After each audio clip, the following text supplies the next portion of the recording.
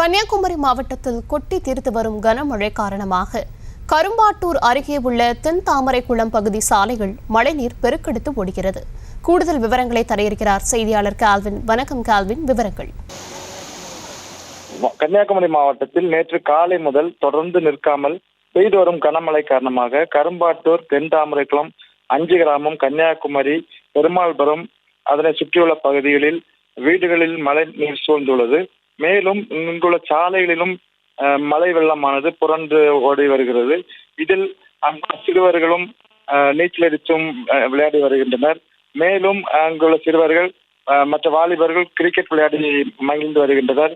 இந்நிலையில் இந்த ரோடுகளில் ஓடிக்கொண்டிருக்கும் தண்ணீரானது ஆற்றுக்குள் செல்வதற்காக ஆங்காங்கே ஜேசிபிக்கள் கொண்டு மழைநீர் ஓடைகளை தற்காலிகமாக அமைத்து வருகின்றனர் பேரூராட்சி நிர்வாகத்தினர். மேலும் இங்குள்ள பாலத்தின் வழியாக தண்ணீர் செல்வதற்கும் அந்த பாலத்தின் பக்கங்களை உடைத்து வருகிறார்கள்.